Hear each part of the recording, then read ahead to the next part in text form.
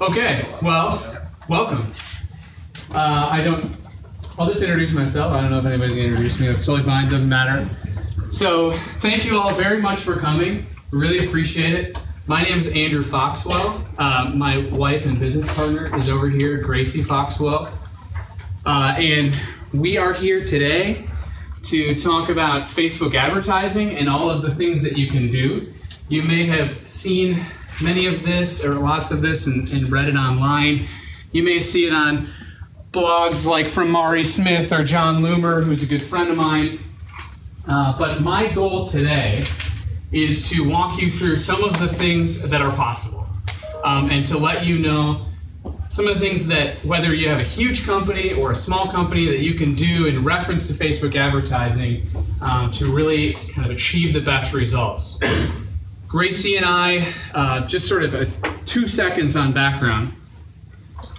I used to work in an agency.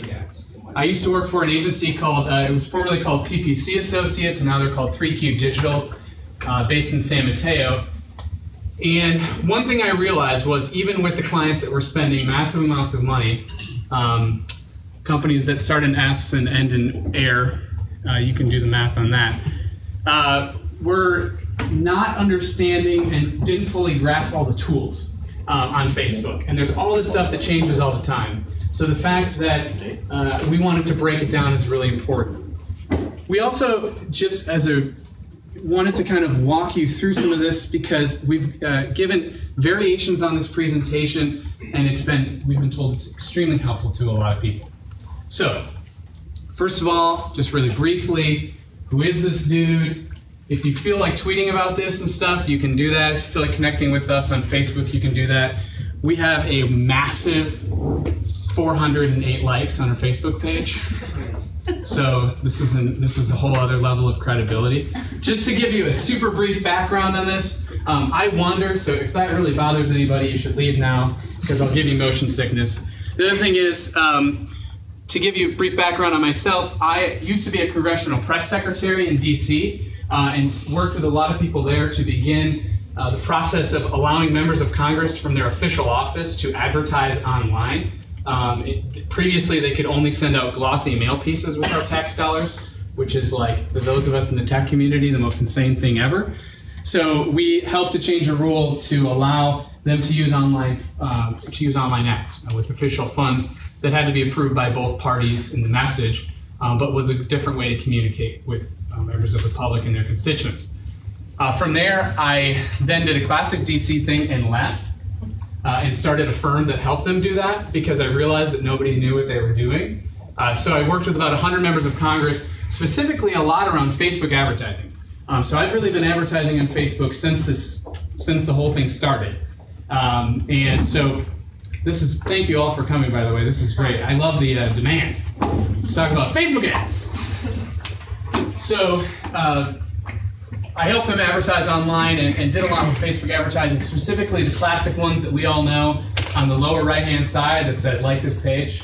So those are the ones that we ran with members of Congress, and from there, I went to work for 3Q Digital, and I did a lot of things. Some of you may have read it in my bio, but I worked with Square and GoPro and Fitbit and a lot of big guys doing large user acquisition campaigns, specifically on social, which was totally the Wild West, is still sort of the Wild West.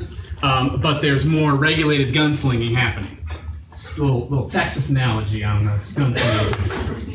So, that's who I am. My wife is an editor, a writer. She's got a book coming out next year. She is the person that's the COO of the whole company. So the reason that this presentation makes sense is because of Gracie, so you can thank her. Thank you, Gracie. So, not yet. Give it an hour. So as we get into this, we want to talk about what are the building blocks to Facebook advertising. What are the things that, as you think about launching a campaign for $10 or for $100, that you need to make sure are on your foundational, or in your foundation? So targeting. Who is my ideal audience? Who do I want to reach? We're not talking about search engine marketing here, right? Search engine marketing is, hey-oh, there we go. Search engine marketing is demand capture. We are demand generating things. We get the opportunity with Facebook advertising and all of the crazy targeting they have, of which we will talk about, to reach exactly who we want. almost exactly who we want. The precise nature of it is incredible. The creative, what do I want to get across? How do I begin, if I'm going to launch Facebook ad, how do I begin conceptualizing, okay, this is a good creative, this is a bad piece of creative. Placement, where are they suited? Little known fact, if any of you have hit the boost post button, which is not, I'm not going to go on a hating spree here about boost post button, but we will bring it up throughout the presentation. And it's a little known fact that if you hit that boost post button on your Facebook page and spend $20, 95% of your spend is going to be on mobile. The reason for that is that the inventory on mobile is so much higher. There's so much more ad space on mobile because we all use Facebook on our mobile device. But you may not have a premier and great mobile experience. And you may want to spend your money more towards desktop. Let's say you have a complex sign-up process. You want to spend it more on desktop. So we'll talk about that. Tracking. Tracking is something that literally everyone in the world that does Facebook advertising, whether you're spending little or tons, is very difficult to do. Some of you may have very sophisticated tracking, and if you do, I'd love to see it and talk about it, because this is a topic that's really hot in social right now. But how do you track? So my goal is to help you guys and to show you some of the things that I like to look at. Just generally to see, are these ads successful, and looking at things like Google Analytics and such from there. For those of you that use Kissmetrics, I'm sorry I don't touch on that. We can talk about that afterwards. And reporting. How do I kind of decode and translate some of this in Facebook reports? There's different places you can look to find out different pieces of information. So, defining your ideal audience. We're going to go into each of these individually. Whenever I do this in a presentation, I feel like Mr. Rogers used to do that. He was too classical. Anyway, drink a lot. So, defining your ideal audience. There are 4 types of targeting made on Facebook, okay? There's demographic targeting, and demographic targeting is the stuff that we've had for a very long time on Facebook. Demographic targeting is the age, gender, marital status, and geographic location. We're going to go into this more, but demographic targeting recently has expanded significantly. So there's massive amounts of data in there that Facebook has helped to build and grow. So demographic targeting is the first. Conceptually, as we go through this, it's important to remember to go from top to bottom, to think about these things in sequential order. So the first one, demographic targeting. The second one is interest targeting. This is what we've been doing forever. This has been around for a long time. Interest targeting is, if you like a certain page on Facebook, you can target people that are fans of that page if that page has a certain amount of fans. Facebook's never defined what that certain amount of fans is, because some pages you can target and some you cannot. But interest targeting is one of the most classic things that's been around on Facebook advertising. So you think about the demographic targeting, you think about the interest targeting, and the third one now is what's called behavioral targeting. So behavioral targeting on Facebook is Facebook's partnered with 3 of the largest data warehouses in the world, Axiom, Datalogix, and Epsilon, and they have consumer portraits that you can use to target on Facebook. So they have about 200, depending on your account, different consumer profiles. It's everything from people that are going to maybe buy a used VW in the next 180 days. That's literally a target, I'm serious. To people that have an online behavior that they play games a lot or something like that. So these get really specific. One of them I used for a client this morning was I was trying to target college students that are going on spring break. And I targeted students who are in college who used a travel app in the last 2 weeks. That's a behavioral target that we could target, that we'll go to. And we'll talk about each of these, we'll break these down individually. Custom audiences, I'm going to gloss over, but we're going to go into it as well, is my personal favorite. If you were to get on the phone with a Facebook representative, maybe here in Austin, since they have their sales office here, and you were to say, hey, I want to launch Facebook ads, I think I want to spend about $1,000 a month, they're going to say, awesome, let's do custom audiences. Custom audiences is the ability for you to upload either your email list or your list of Facebook user IDs or a list of customer phone numbers, the email list being the most accurate that you can use usually, into Facebook. Facebook then matches these through a secure process called hashing, puts them together and says, okay, out of your list of 100,000, I found 50,000 that we can target on Facebook, and you can message to those people that are on your email list on Facebook. As a related thing to this, lookalike audiences is the next piece. So you can then take that list and say, all right, here's my list, got 50,000, maybe you have 1,000. And you say to Facebook, find me people that look exactly like the people on this list based on about 2,000 similarity factors. So lookalike audiences is the #1 thing to use on Facebook, and we'll talk about that, but that's a really powerful thing that you can do. And audience insights we'll talk about at the end of the intro to targeting piece of defining your audience. So demographic targeting. Here we go, diving in the pool, we're swimming around the demographic targeting.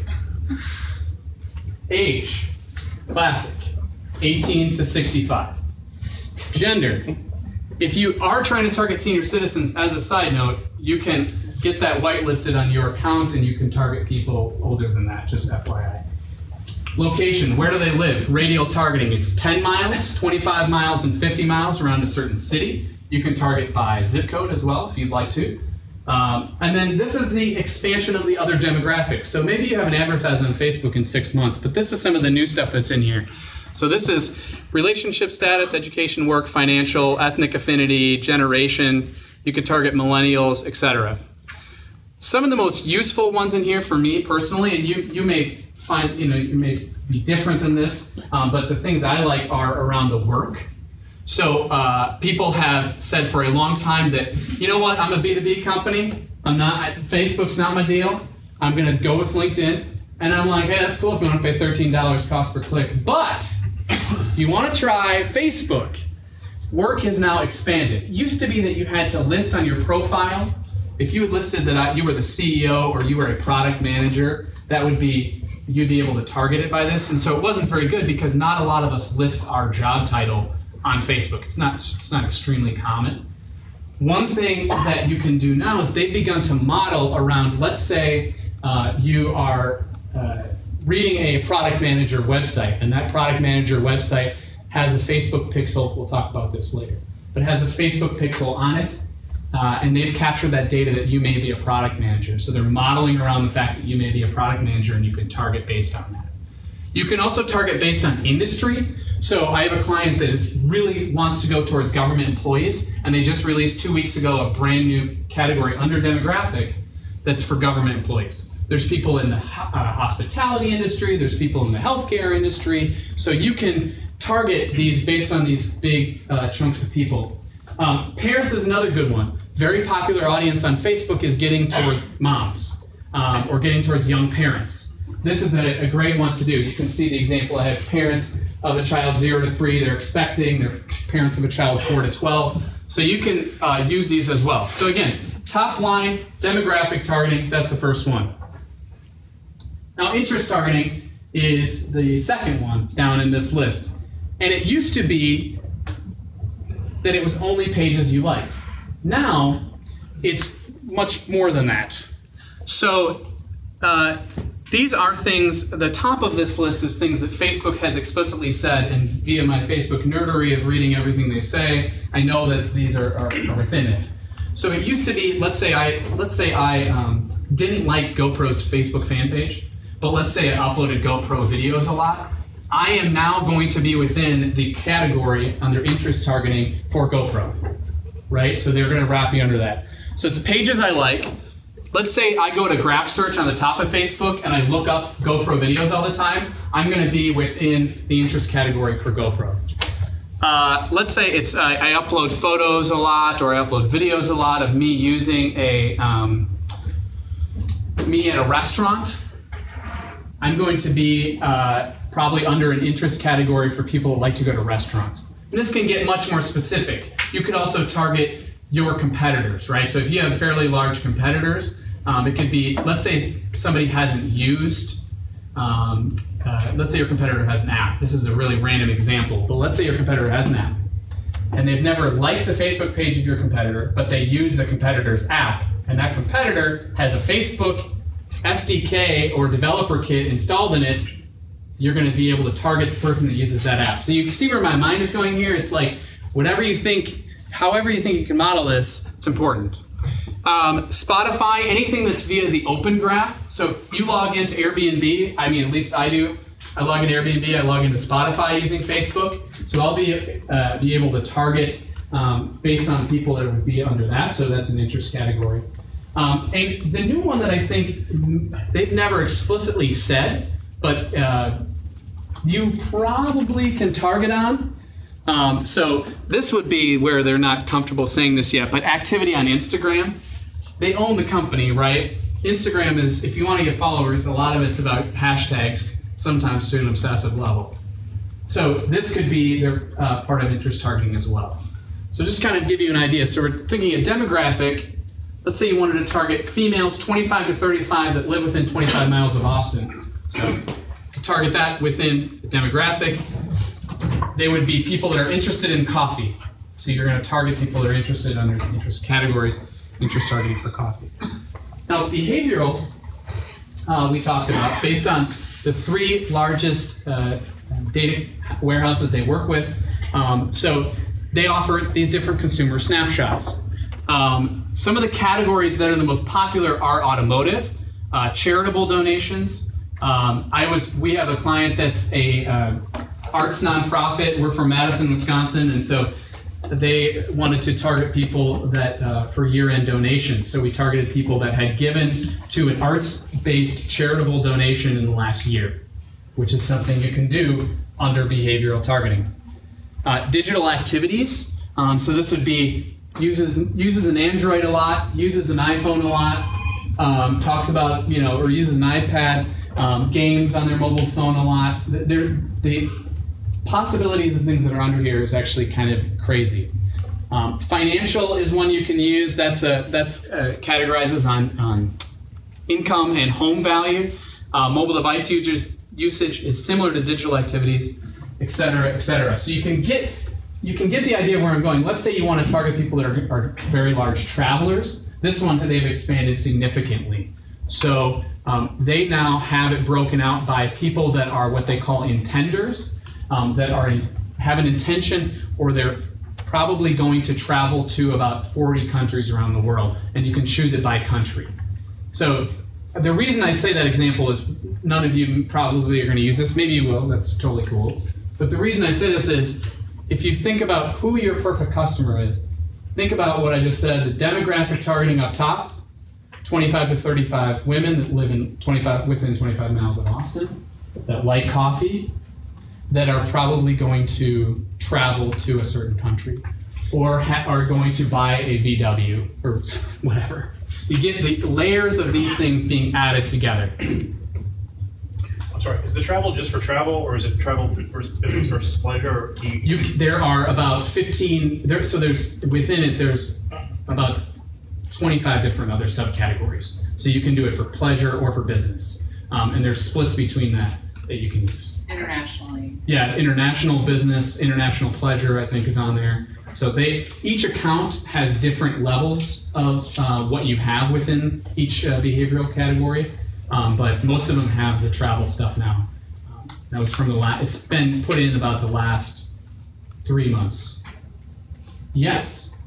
Do they give you audience sizes for all these different target groups of what your potential audience is when you're doing all these different targeting? Yes, they do. When you're building it out, they tell you what your estimated audience size would be on the right-hand side of the ad builder. There's other ways to do that to build the audiences before you actually go into the ads manager, just to get an idea of what some of these things are. And it's a tool that's called Save Target Groups. So you can build out audiences essentially in advance to get an idea. And say, hey, we have this audience we could go to, this one, it's 1 million, 5 million, 10,000. Build it out, yeah. Without doing an ad. Without doing an ad, yes. So, great questions, thank you. So, custom audiences is the fourth and my favorite type of targeting on Facebook. Custom audiences allows you to not only reach people that are on your email list, but the most valuable piece of this is to create a lookalike audience based on 2,000 similarity factors. Gracie and I were in Chicago this summer, and I spoke to a representative from Facebook about, we speak to Facebook reps all the time, but I asked this person in person, so they couldn't avoid the question, how many factors go into lookalike audience modeling? And I said, is it more than 2,000. Or is it more than 1,000? She said yes. It says more than 2,000. She said, I think so. I said, is it like to the rate of that you're looking at how many beats per second my heart has? And she laughed and she's like, close. And then she walked away. She like totally dropped the mic. Walked away. So this is the type of thing that, to give you an idea of how accurate this is, even if your match rate is significantly low.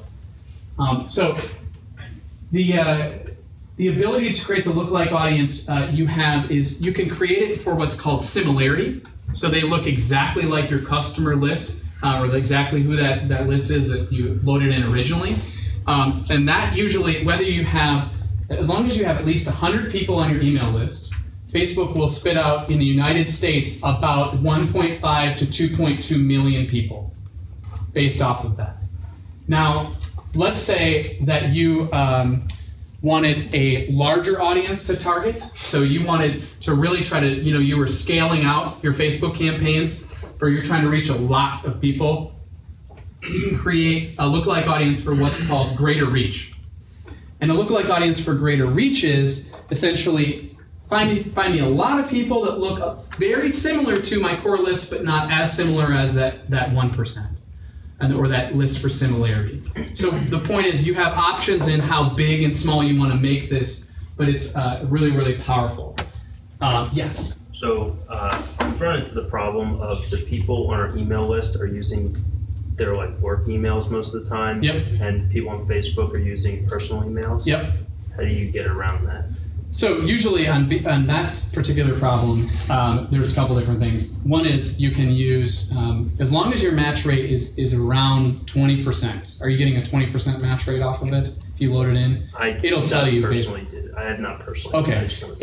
When you load in the list, it tells you what your match rate is. And as long as it's about 20%, you're good, because that's enough to model off of. Okay. So you should be good there. Another solution for the problem, he was asking, in case anybody didn't hear all this, about people that are using their work email address to do work, and that's their main customer, and they're not using their work email address to log into Facebook, which would present a matching problem.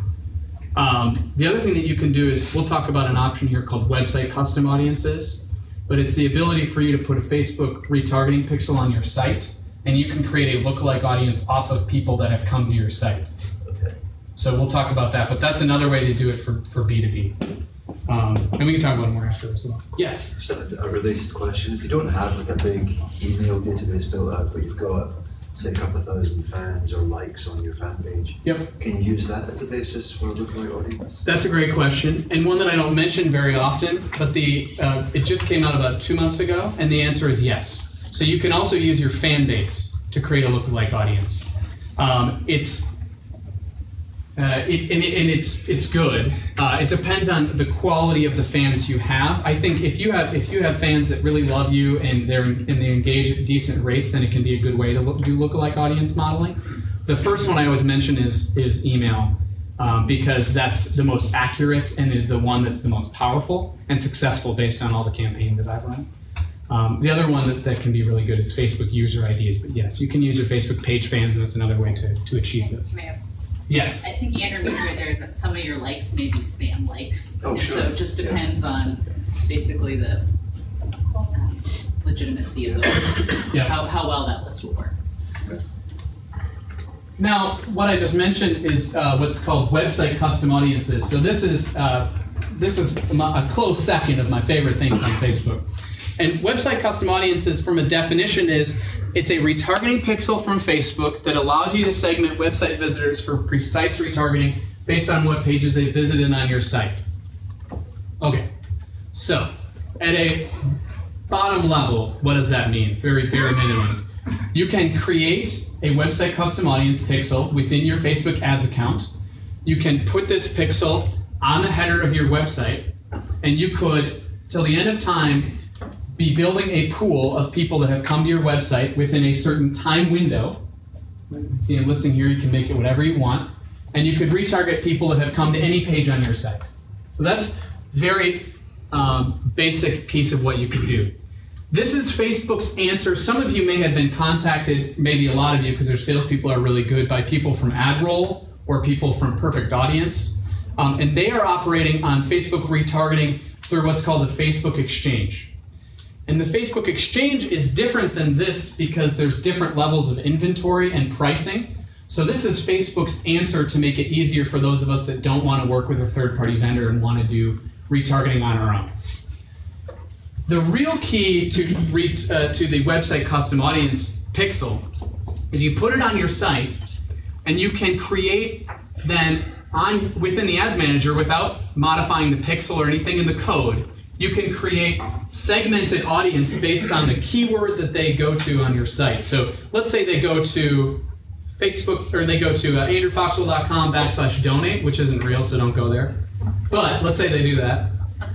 You could create a retargeting pool based on the fact that they went to the donate page. You could run an ad to people that says, "Hey, thanks for visiting my donate page. Click here to give me, support me today, whatever, da da da da da." And then you could use that custom audience tool we talked about and layer that in and exclude the people that have already donated. So this is the type of thing you can think about. Let's say you have a page that you're really trying to drive people to, and you are doing some multivariate testing. You could create dynamic audiences based on the keyword within the URL and target ads specifically at those. An example of this in practice for a retailer, I just did this yesterday, was they're selling sunglasses. So somebody goes to a specific page looking at aviators, and I send them an ad for aviators saying, "Hey, you get 20% off if you buy these aviators right now." You see where I'm going with this? This is like classic retargeting, but it's really powerful because I can control it on this. Can you talk a little bit about in the pixels if you have multiple locations? Because like when you go create a pixel on Facebook, they only give you one snippet of code.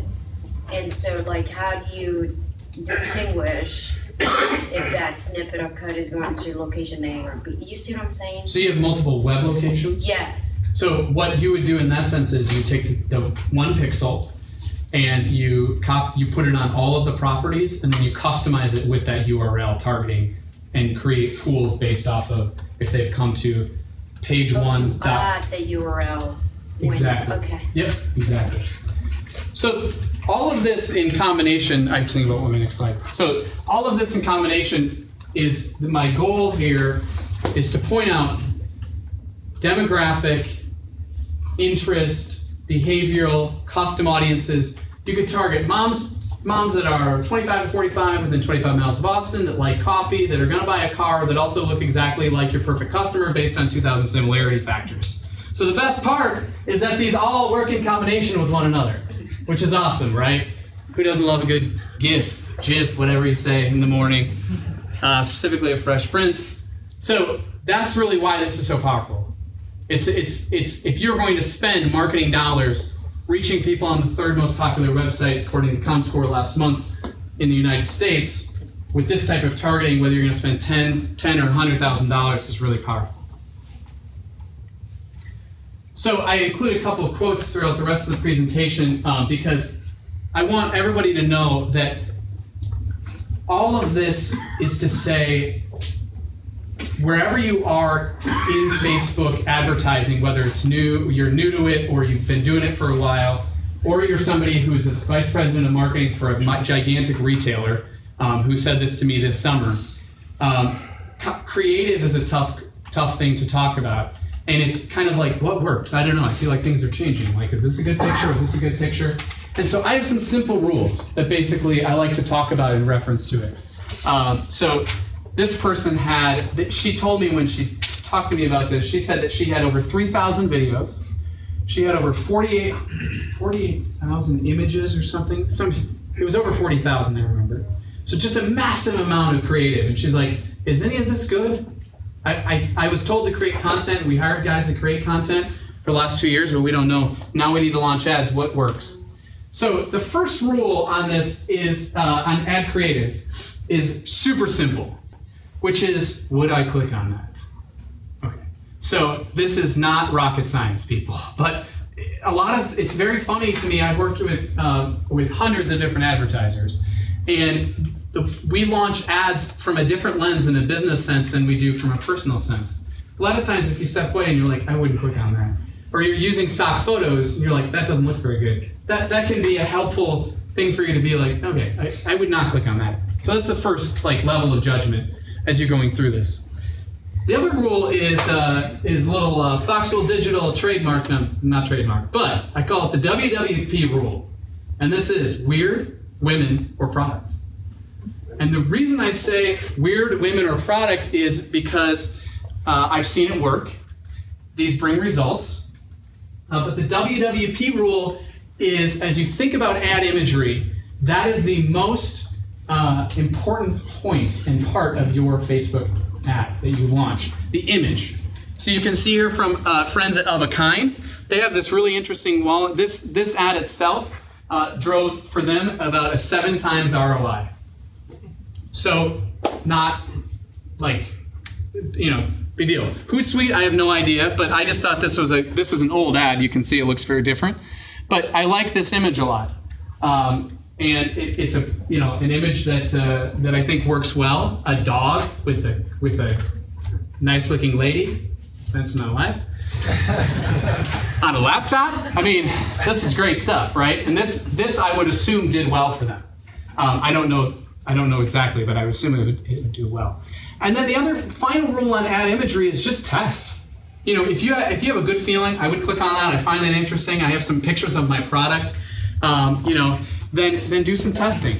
The one thing about product I think is really important is, let's say you don't have a physical product, but let's say your product is getting people we talked to somebody in New Orleans a couple days ago. Their product was getting low-income students into cooking classes, which is an interesting idea to try to get them into the restaurant industry. Their product is those pictures of those students in the classes, right? So that's kind of what I think about when I say product.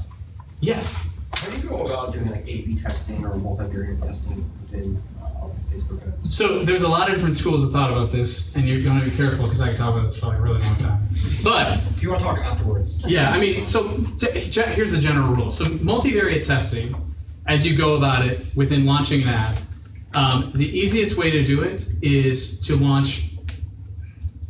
We can talk about it later, but basically you want to try three completely different styles of images, right, to see what works, and you want to split it as well by placement, which is something we're going to talk about, because the right-hand column on Facebook is going to perform very differently than the mobile newsfeed, which is like ADD central, right? So it's a different thing, and you want to test, make sure that they're different enough as well that you get a good read initially.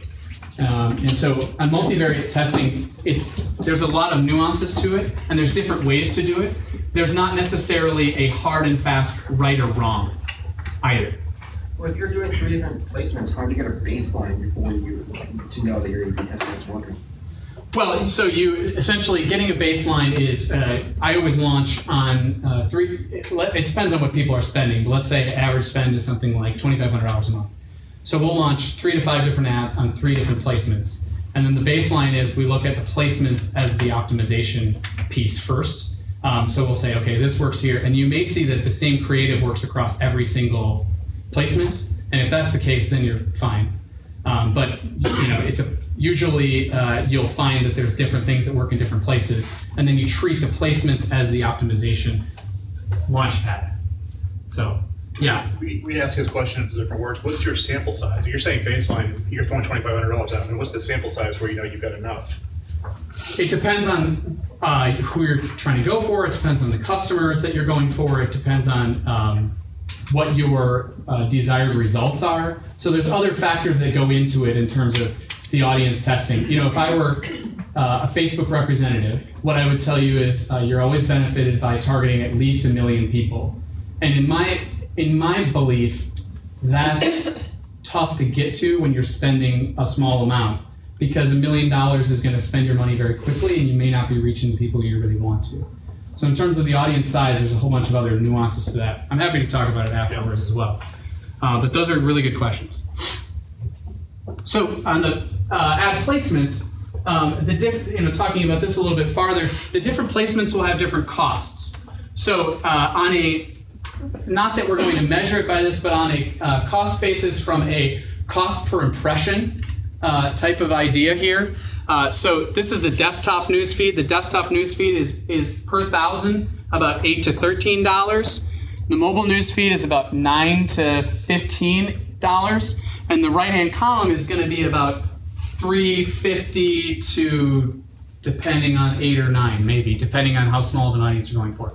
So they have different costs, and so you can see why it's important to try out these different placements as you go for different ads. So if you launch ads on Facebook and you don't have, if you don't split it by placement, Facebook will automatically spend it wherever there's inventory at that time.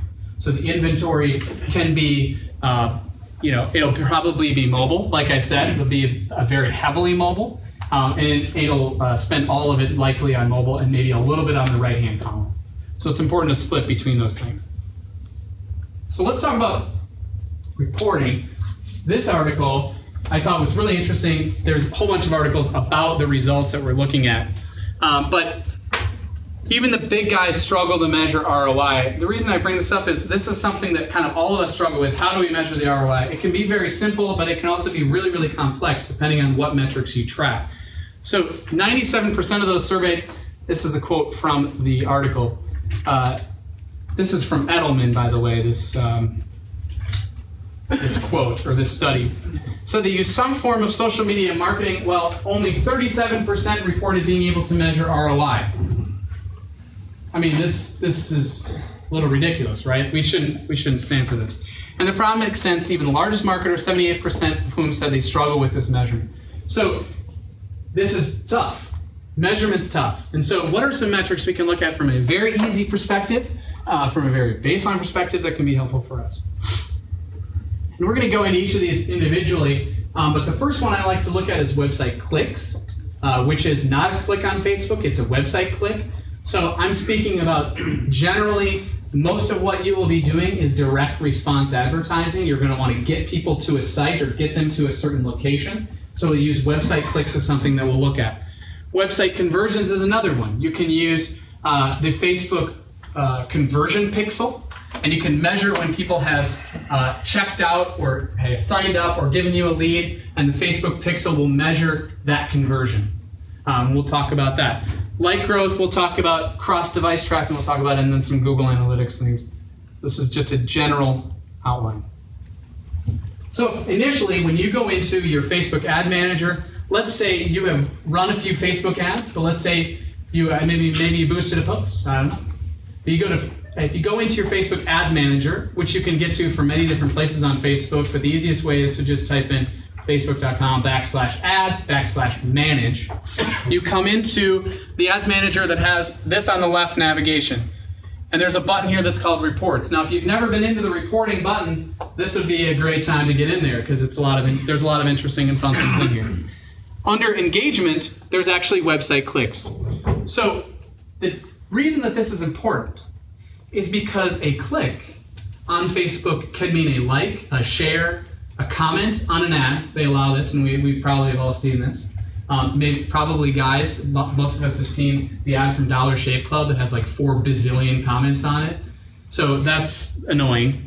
But you can like, comment, or share on an ad. You can also click on the title of the ad that'll take you to the Facebook page that the ad is from.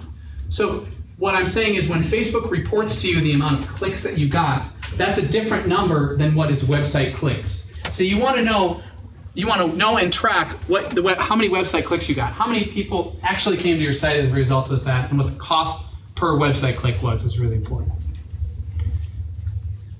Under Facebook like growth, and then at conversions, I forgot to mention, I'm sorry.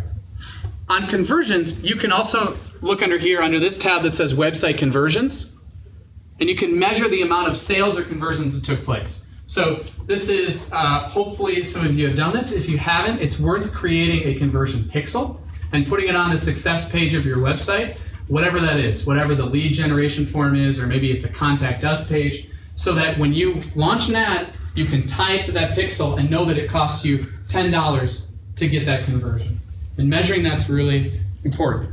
Can I ask a question? Yes. Can you, I'm guessing here, can you put those in mobile apps to determine how many people actually installed based on Facebook ad? Yes, so on a mobile app, you have to put into your app what's called the Facebook SDK. And within the Facebook SDK, you have the ability to create what are called in-app events, and it's customizable. You can, if you search Facebook SDK, there's like tons of information about it from Facebook. But you can customize not only conversions and installs, but you can customize other things that people do. So we have a mobile gaming client. One of their big goals is that if people buy swords in the first 24 hours, seriously. So now we are creating audiences for people that buy swords, and then we launch an ad to them to say, hey, you should buy more swords, buy 30% off. So with mobile apps, the concept of a conversion goes even crazier. The other thing that you can do is, let's say you have a multi-step sign-up process, you can create multiple conversion pixels. So you can say, it costs us this much to get an initial lead, and then it costs us an additional amount for us to get their full lead or whatever. So you can build that out and kind of conceptualize that in whatever way is important. Are you going to go over on how to create the multiple conversion? So on the conversion pixels, I'm not going to go over it. Okay. But the easiest way to look up creating a conversion pixel is just Google Facebook conversion pixel. And there's tons of instructions on there. Probably the best resource online for a lot of this is my good friend John Loomer, JONLOOMER. And John has, on his website, he runs a company called John Loomer Digital, and he's got just tons and tons of information about how to launch a lot of stuff. Some of you may read his website already. So John Loomer's got a lot of step-by-step instructions on things. Thank you. Yes? Can you send shopping cart, sale data back to Facebook so you know how much money you made off of that? Yes, person? Great question. So the answer to that is yes. Within the conversion pixel, you can customize the sale value.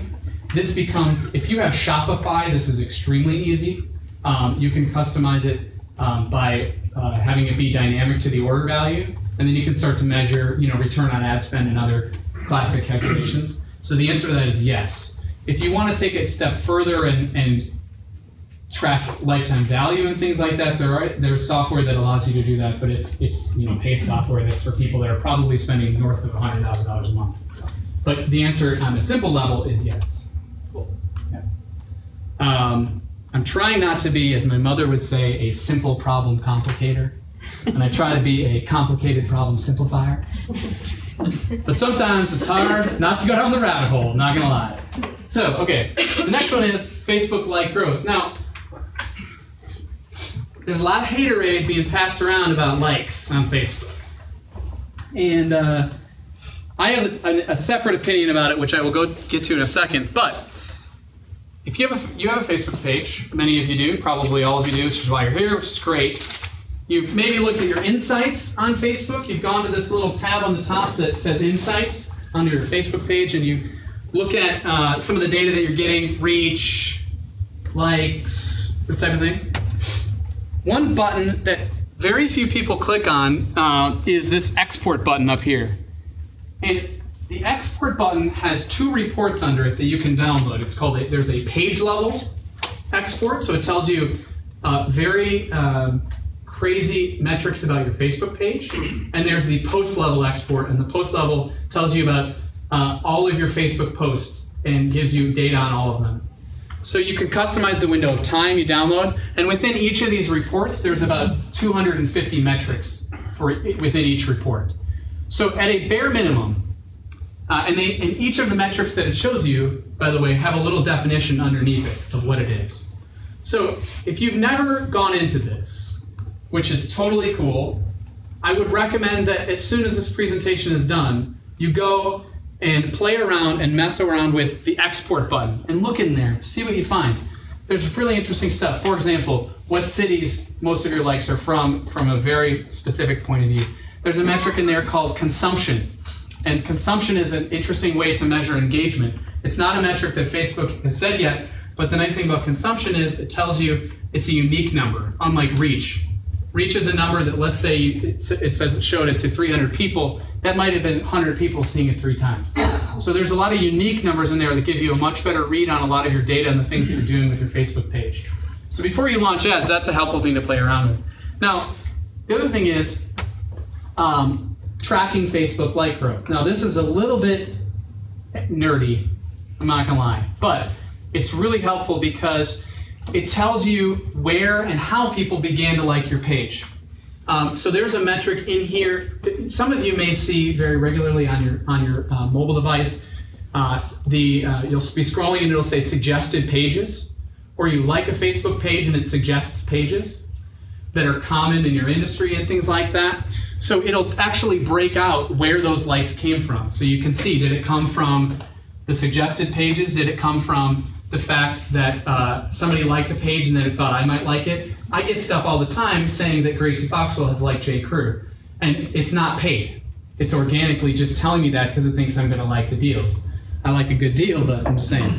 But the point is, it tells you and breaks that out. And the reason it's important is because you can better equip yourself with how to engage. So there's all of these ways to track the like growth, and if you can get into it, then you can say, okay, looks like we get a lot of likes from this suggested page, or we get a lot of likes from this certain engine or channel. Let's invest more time and money in there. Let's invest more content around what that might be. So the Facebook like growth this is a microcosm of their exportable report, which is how do we go from step 1 to step 3.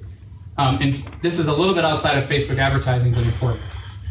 And then the final one that I want to talk about back into the reports is a new thing that Facebook has that connects to your conversion pixel. So not only can you measure the conversion value, which is what you were talking about here, but you can measure what's called cross-device tracking.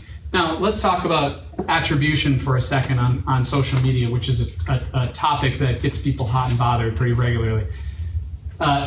Attribution, most of the time, those of us that run online ads, we are measuring things based off of the direct click. So we are measuring things based off the fact that someone clicked on an ad and they went and did something somewhere else. So it's measured on a click basis.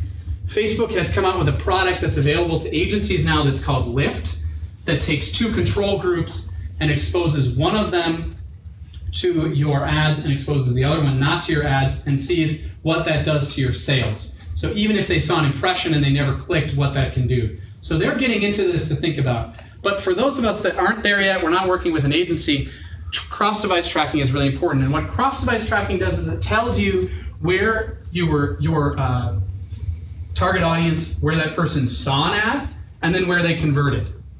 And they're basically, Google is doing some stuff with this, but Facebook is the one right now that is doing the best job at tracking across devices, because we're all logged into our mobile device and our desktop on a very, very regular basis.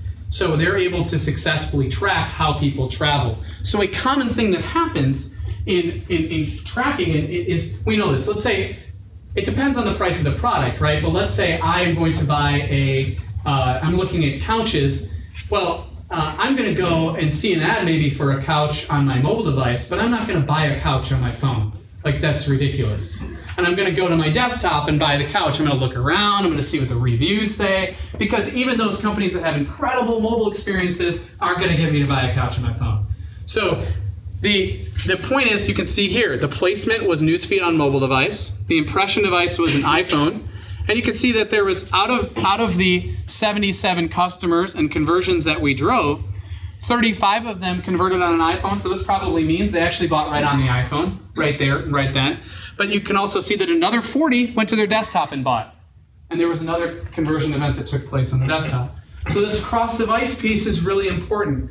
And you can also, if you are really wanting to customize the attribution windows, so within 24 hours, within 24 hours view or click or whatever you want to customize, you can break these out as well within reports, if that's important to you. So this is, I would say, one of my favorite things, because it gives you a better idea of what Facebook's really doing for you in reference to the ads. Does it tell you who? It doesn't tell you who. You mean who converted specifically? Yeah. No, it tells you that a conversion took place.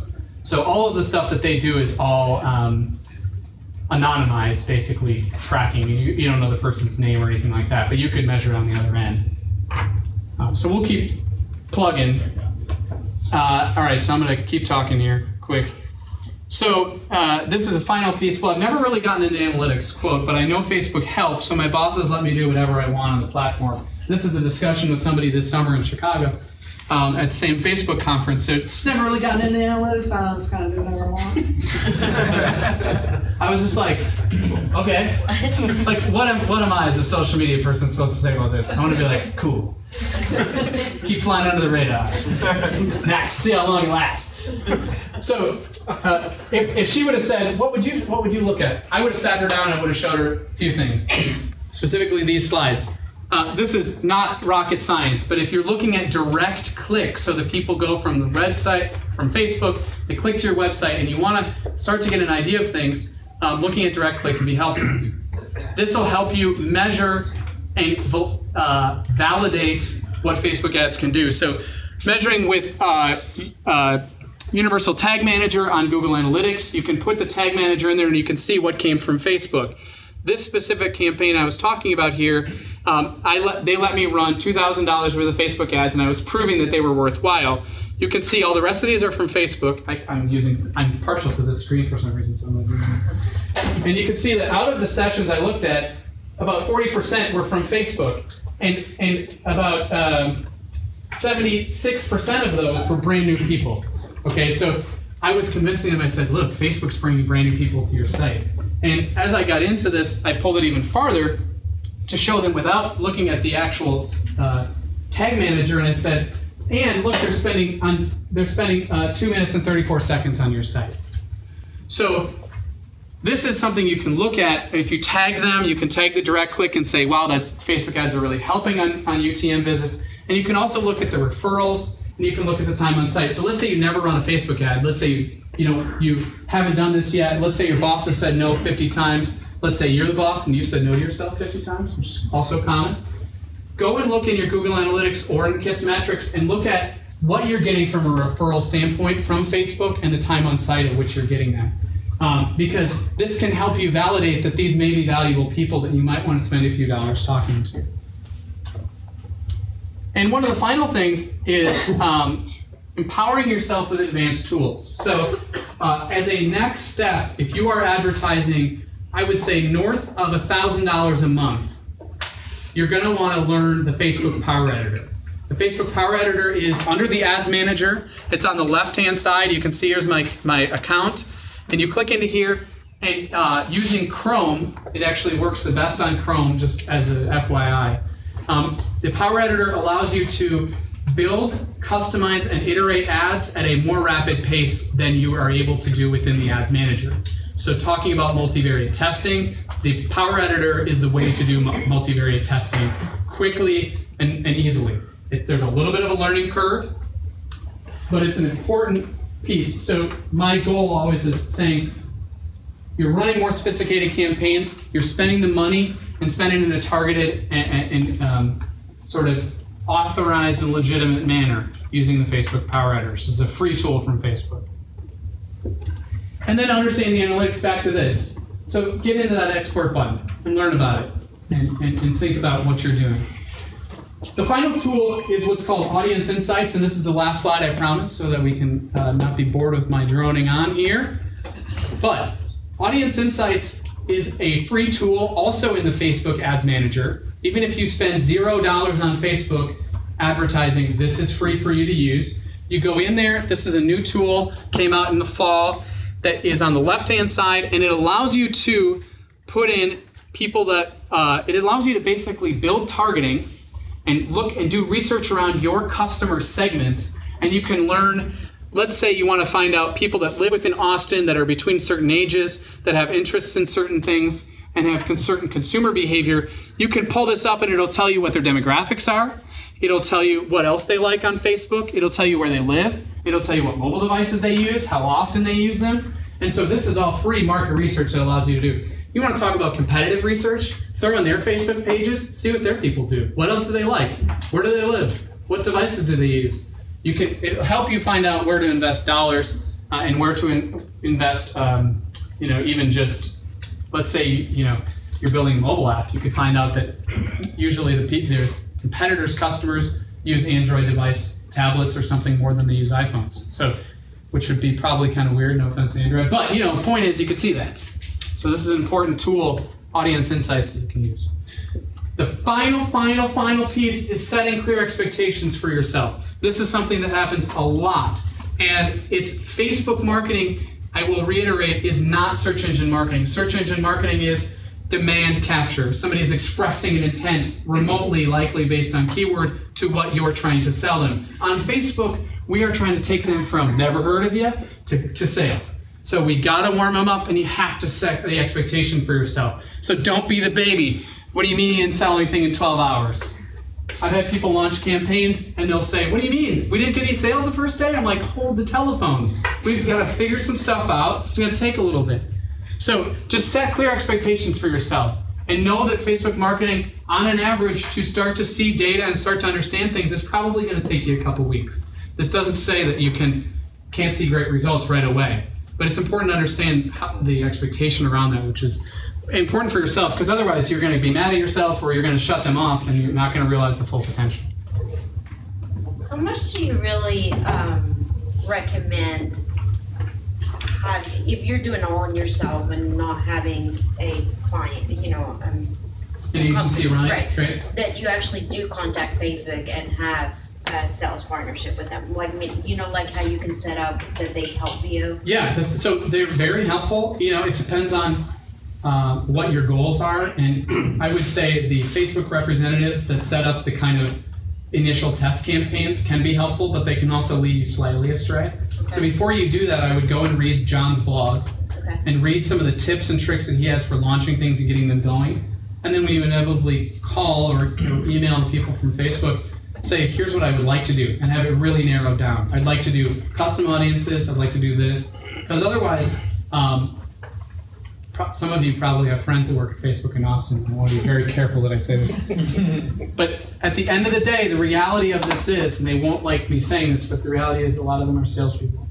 So it's hard, right? And I have seen them produce... Because you want to be partnered with somebody that understands the analytics and the statistics of the data. Right, and I've seen them produce great results. Really, I have. And I've seen them produce a lot of unhappy customers, too. So just, if you're going in there, it's like anything else. It's like taking your car to the car dealer and he's like, you need a new engine. And you're like, do I?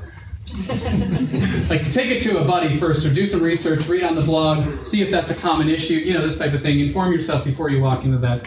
So it's a wrap. So thinking about this one more time, who are you targeting with online content and ads? Why are you targeting these audiences? How are you attributing success? And what specific metrics and data are you reviewing to constantly refine and improve your online marketing strategies?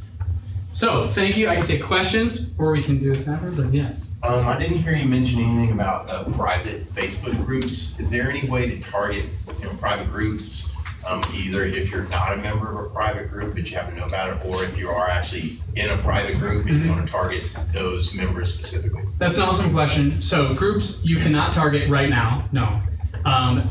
Facebook's doing really crazy stuff around groups. You may have seen Facebook yesterday announced on Facebook for Business, which is the place where they announce all this stuff, that they are starting to compete with Craigslist. So there's now, you can upload pictures of stuff and sell it on Facebook via groups. Anyway, it's really interesting. So you can't target groups right now. I have a client that I worked with that was what they were going for, was these groups, because they were really, really powerful. And we basically modeled around the membership of that group, but we didn't specifically target it. I think probably in the next 3 months, we'll be able to target groups because people are using them a lot more. It's a great online forum. I mean, I use it all the time. So I would imagine that'll be coming up pretty soon. I don't think that they had the momentum enough to get going initially on them, which is why I didn't make it an option. If they had groups in there, people would be like, why? But now I think we can see the value of it once they've made them a lot better and grown them. So it's a great question. Yes? I've heard people say that you shouldn't limit your audience too much when you're getting into the interests and the behaviors and things like that. What would be your opinion on it? Because I've heard that when you select those interests and behaviors, like people who drink coffee, that it's going to only target people who drink coffee instead of perhaps getting people who might be interested in drinking coffee. Does that make sense? Yes. Okay, so that's a great point. It depends on a lot of different things. It depends on your budget. It depends on, this is like a classic answer, but it's important. It actually is real, I promise. It's not a bunch of crap. Like, it really depends on how much you're going to spend. It depends on where you're going to spend it and what the goals are. If your goals are to get an awareness campaign and try to see what's out there and do some market research, then going wider probably isn't going to be bad. But if your goal is to see results and you really you need to see conversions, narrowing in can be helpful, and kind of, it can get you there. The thing that if you're going towards people that are maybe, they don't explicitly like coffee, but that type of example, what I would do is, if somebody said that to me, what I would do is I would model right away around people that are, have the lifestyle of those that like to drink coffee. So maybe they're craft beer drinkers, right? And craft beer drinkers tend to also be coffee nerds. So you get where I'm going with this. You could model around that in a different way and make it a little bit larger. So audience size is a topic that there's a lot of nuances to, and there's not necessarily a right or wrong way, to be quite honest with you, to do it. Yes. Yes. Yes. How do you work with small companies? How do we work with small companies? So we want your help. What do you do? Oh, okay, so you want our help, then you can... Can I just do an add-on to the front side of that, because it relates to that question? Yes. Who is the right client for you? Okay. Because, a lot of us in this room, we're CMOs, CEOs, chief operation. So like, what point is it time to engage someone like you? Maybe add it after. I didn't mean to interrupt, but I want a context to it. Sure. So it depends. We work with, our smallest client is this arts nonprofit I mentioned in Madison, and our largest client is, we're the social agency of record for the Grand Ole Opry. So it depends on where you are in the learning process. I'll tell you what we call ourselves really is, we say that we're a social advisory firm. So if you are someone that maybe wants to do this yourself but needs some coaching, we do coaching around that. So that's a big part, and we'll teach you the power editor and things like that. Some people want someone to run ads for them, and we can do that as well, but it's not after some initial coaching hours. I would say the ultimate perfect customer for us is someone that has tried Facebook advertising, seen some success, but is not sure where to go next. Wants to scale it maybe, but doesn't know. So that's probably more commonly where we work. Someone that said, I launched some ads, we sold some stuff, I think it was good. Can you come look at it? That's where we really work. And we also work commonly with people that have worked with an agency previously, and it's the same type of thing. They worked with an agency and they're like, I think this was good, but I don't know. So can you come help us? Gracie is the CMO. I would also say that a lot of people come to us when they just really want some real honesty about what they're getting or what their agency has told them, and they feel like they've just been kept in the dark for a while on their results and really where their impact lies. So we're going to give it to you straight. We're going to say, sorry, you shouldn't be running mobile ads because your mobile experience is not where it should be. People that are really looking for some... Yeah, so that's kind of a really general answer, but it depends. We work with a lot of small companies that, most of them have tried it and they want to go a little bit farther, and they want to look at what that means to go farther. So that's a common thing for us. Yes? We're brand new and haven't started yet, and so our budget is zero. Yep. What factors do we consider when we start building up our budget, and is there a minimum that even makes it worth it? In terms of let me back up. You're going to think about this. So in terms of social goal setting, the ultimate thing when people are getting going that I will do if I'm brought into a room with a startup is I go all the way to the end. What's your goal? What's the KPI, the key performance indicator that's going to drive growth for you? Okay. So then from there, backing all that out, and as social as a component of that, what can you post or spend to grow on Facebook that will show this to be improving? So in terms of budget, it depends, right? It depends on what the end goal is. A lot of times it's common when people are getting out there is they want to let people know that they're there, and they want to specifically let the competitive space to know that they're there. And that's a common thing I've worked with startups on. And what I say in that sense is do some interest targeting and target their ass and say, hey, how's it going? By the way, fans of these people, you may like us. And that's an interesting way to begin it because they already are like that page. So that can be an initial piece of it. In terms of spending on ads and being brand new, I would say reading a lot of stuff like from John or others around and like Post Planner or others around growing content and growing audiences and thinking about how you do this, create a content calendar for yourself, that's by a month basis. Don't do it like Tuesday at 5 I post this because you'll want to shoot yourself in the face. Do like, this month we want to do these things and this content aligns to this goal. And that'll help kind of start to form it up. And you'll know as well when you say, we've seen some growth, we've seen some good clicks, and now we want to maybe do some Facebook ads we want to spend. At a minimum, spend $500 a month, see what happens. You could spend $10 a day. I would say in reference to what you're really going to learn though, you got to spend at least $500 to get an idea of what's happening, because otherwise you're not going to have the volume of clicks that you're going to want to gain data information. Yes?